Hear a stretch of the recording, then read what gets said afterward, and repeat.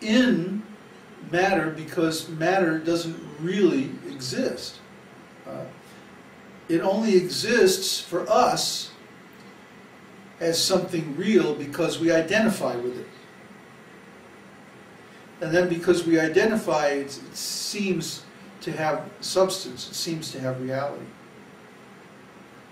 Because we define ourself in terms of some material object, namely the body. Then we think whatever happens to the body happens to me. We think that. It's not necessarily real. It's just like someone who goes in the cinema and they're watching a movie, you know, and when the bad guy jumps out of the shadows and hits the good guy over the head, we go, ooh! Because to some degree we're identifying with the good guy. We're identifying with the character. And so we naturally flinch when something happens. You know, or, you know, the heroine is breaking up with her boyfriend, you know, and we're sitting there, boo-hoo, you know. Because we identify with the characters.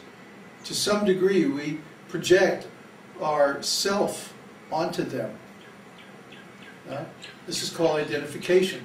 And it's a temporary form of insanity. So let's try to get out of this insanity, and come to the reality. Okay, I have a question. Yes. Oh, Florian has a question. Look out. I have typed it already in. Are there spatial dimensions in the spiritual world? Or where are we as souls actually located?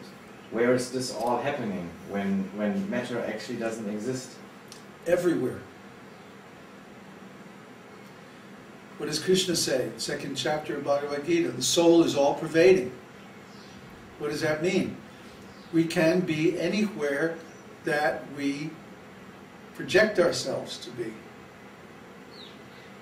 So this Brahman is everything and everywhere. And Brahman is one. So anywhere that is within Brahman is where we are, which is everywhere. So that means that when Brahman equals the universal quantum wave function, then, and the soul is all pervading, it actually has access to all the different experiences available in everything. That's right. And so we let the superposition, the quantum superposition, condense to a single experience with this material by looking relative. in a particular way. Mm-hmm. What determines whether the Schrödinger's cat is dead or alive? How we measure it. How we look at it. Why does the anthropic principle hold that the universe that we happen to find ourselves in just happens to be adjusted exactly right for our existence? Why is that so? Because of the way we measure the existence. Because of the way we look at existence. We find ourselves here. Another soul who looks at existence in a different way finds himself in the heavenly planets. A demoniac soul may find himself in the hellish planets. A liberated soul will find himself in Vaikuntha planets. But it's all the same thing. It's all Brahman. It just depends on how we look at it. See?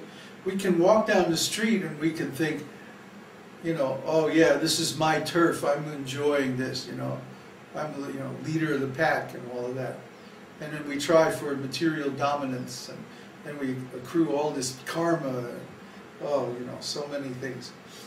Or we can walk down the same exact street and we can think, oh, this is God's creation and God's energy, and look at all these people screwing up because they think that they're the body, but Hare Krishna, I'm a spirit soul.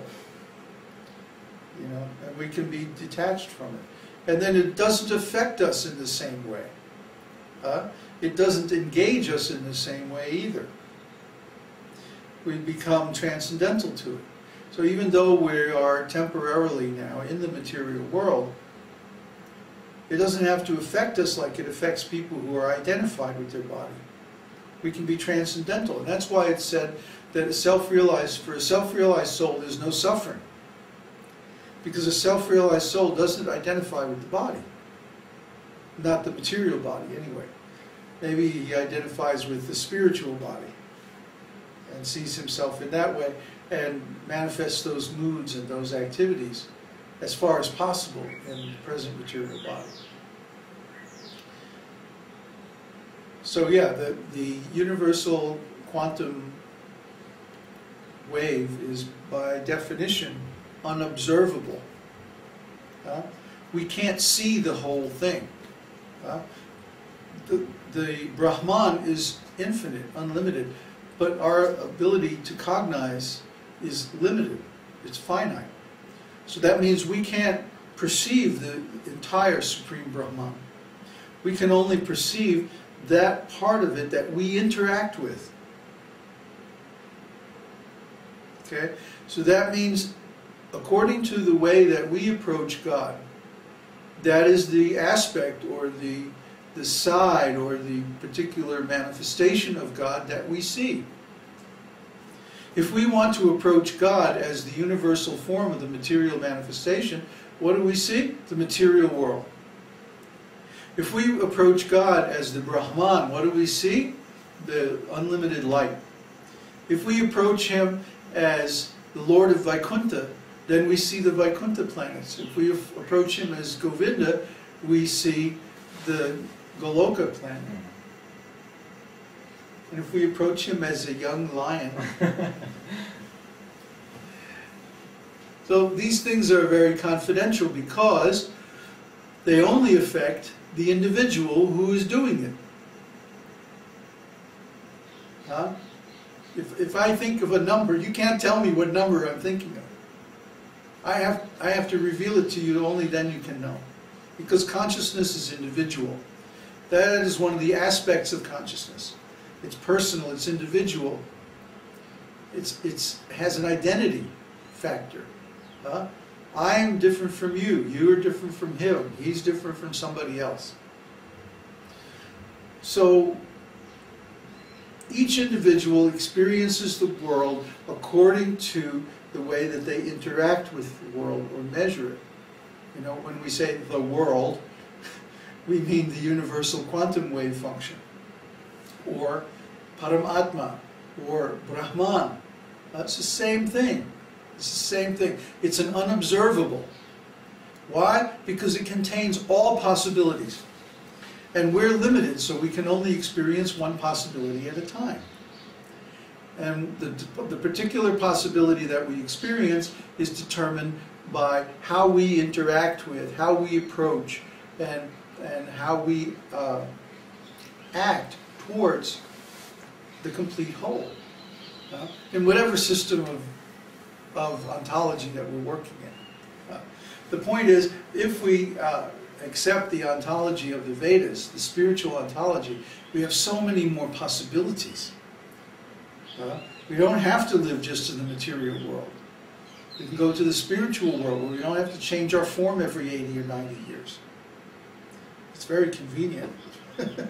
It's also much more pleasant because we're with the Supreme Lord. We're not with these limited, finite people who make mistakes and have all kinds of imperfections. So in that way, we find a way to interact with the world of all possibilities, or the Brahman, that brings us more pleasure than trying to be independent and identifying with a material form in the material world. It's an ontological issue. It's like the world we see depends on how we look at it. So it follows that we want to look at the world in a way that opens up more possibilities and gives us more empowerment for our own personal self-realization. And that way is the esoteric teaching or Vedanta or devotional service or however you want to call it, this Vedic truth. Because we see that the people who accept this truth have a richer, more fulfilling, and happier existence than the people who simply talk about it or simply pretend to look into it but don't really accept it in their hearts. We want to accept it on a very deep level. We want to make a profound commitment to this ontology. You notice I'm not saying that you should make a big commitment to an organization. You shouldn't make a big commitment to a particular group or something like that. Well, that might help to learn. So just like if you want to be a doctor, you can go to this college or you can go to that college, you can go to this medical school or that medical school, but when you get the license at the end, you're a doctor. It doesn't matter which school you went to.